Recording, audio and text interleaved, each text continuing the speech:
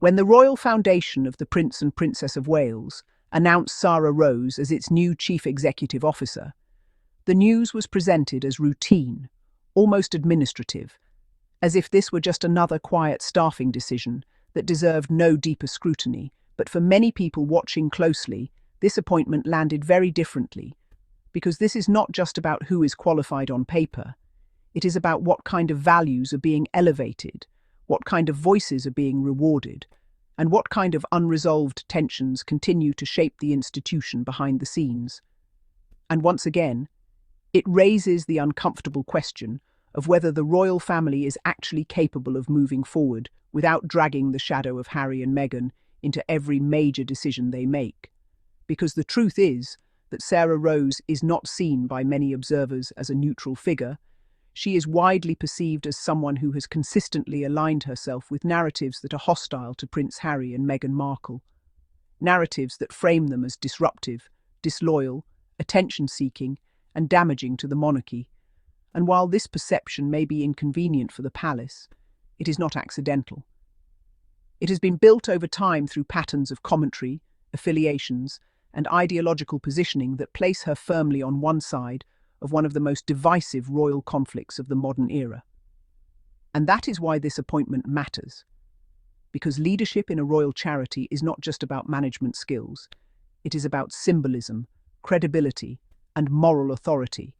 And right now, this choice sends a very loud message.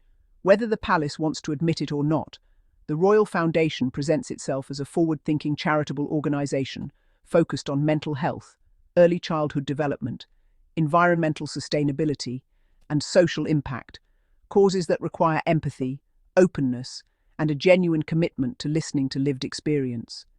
Yet this same institution has repeatedly failed to demonstrate those qualities when it comes to Harry and Meghan, two people who have spoken openly about mental health struggles, media harassment, racial bias, and institutional neglect. And that contradiction is impossible to ignore when the person chosen to lead the foundation is someone perceived as dismissive of those experiences, someone who has been associated with rhetoric that minimizes or undermines the very harms Harry and Meghan described. And while Sarah Rose may not have personally written tabloid headlines, her public alignment with anti-Sussex narratives has been clear enough for critics to question whether she can credibly lead an organisation that claims to prioritise compassion and well-being.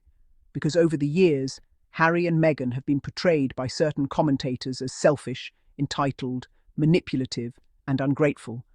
Meghan, in particular, has been framed as divisive, controlling, and overly sensitive, while Harry has been infantilized as weak, easily led, and incapable of independent thought. And these narratives did not emerge in a vacuum. They were nurtured, reinforced, and legitimized by people close to royal institutions who benefited from keeping the couple framed as the problem rather than confronting the systemic issues they raised. And Sarah Rose has long been perceived as existing comfortably within that ecosystem, an ecosystem that thrives on protecting the institution at all costs while placing the emotional and psychological burden squarely on those who dared to step away. So when she is elevated to one of the most powerful administrative roles connected to the Prince and Princess of Wales, it does not feel like a neutral professional advancement. It feels like a signal, a reinforcement of the idea that loyalty to the institution is valued more than fairness, empathy, or introspection. And that is deeply troubling for an organisation that claims to operate above family politics. Because a charitable foundation tied to the monarchy cannot afford leadership that appears ideologically invested in one side of a deeply personal and public conflict.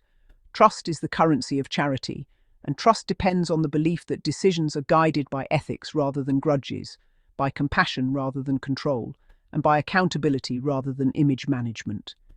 Yet this appointment reinforces the growing perception that the Royal Foundation remains entangled in the same old power dynamics that drove Harry and Meghan away in the first place. Dynamics that prioritise hierarchy over humanity and reputation over responsibility. And what makes this particularly uncomfortable is that the royal family has repeatedly framed itself as the injured party in the Sussex departure, portraying Harry and Meghan as the ones who caused pain, embarrassment, and instability, while rarely acknowledging the documented impact of relentless media attacks, institutional silence, and lack of protection. And this framing has allowed the palace to justify decisions that look less like healing and more like quiet punishment.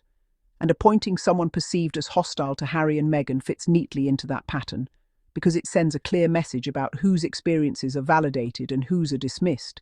It says that speaking out comes at a cost, that challenging the institution will result in exclusion, and that the path to power within royal structures runs through conformity rather than conscience.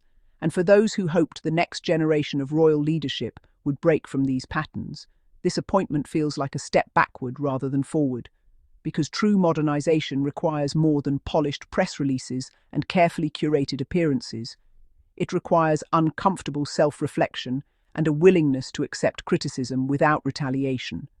And so far, the royal family has shown little appetite for that kind of growth. Instead, it has doubled down on control, rewarding figures who reinforce the official narrative while sidelining those who disrupt it. And Sarah Rose's appointment, whether intentionally or not, reinforces the idea that the institution remains deeply invested in maintaining dominance over the story rather than addressing the substance of what went wrong. And that is why so many people see this as more than a staffing change. They see it as evidence that the royal family is still struggling not with the loss of Harry and Meghan themselves, but with the loss of control over them, because when Harry and Meghan left, they took their voices with them. They refused to be managed, silenced, or edited, and that independence has clearly unsettled an institution built on obedience and deference. And rather than learning from that rupture, the palace appears to be entrenching itself further, surrounding itself with figures who will not challenge the status quo, who will not question past decisions, and who will not empathize too openly with those who dared to walk away. And that may protect the institution in the short term, but it comes at a long-term cost to credibility, because an organization that claims to champion mental health while sidelining those who spoke honestly about their own mental health struggles sends a confusing and ultimately hollow message, and appointing leadership perceived as antagonistic to those voices only deepens that contradiction. And so the real issue here is not whether Sarah Rose is capable of managing budgets, partnerships, or programs. It is whether the Royal Foundation under her leadership can convincingly claim moral neutrality and emotional intelligence. Because leadership is not just about efficiency, it is about trust. And trust is built on consistency between values and actions. And right now, that consistency is missing. And until the royal family is willing to confront its own role in the Sussex saga honestly, appointments like this will continue to feel less like progress and more like proof that the institution has learned very little from one of the most damaging chapters in its modern history, because strength is not shown through exclusion. Growth is not demonstrated through ideological gatekeeping, and moving forward does not mean pretending nothing happened. And as long as the Royal Foundation continues to elevate figures perceived as hostile to Harry and Meghan, it will struggle to escape the perception that it is still fighting an old war rather than building a genuinely inclusive future.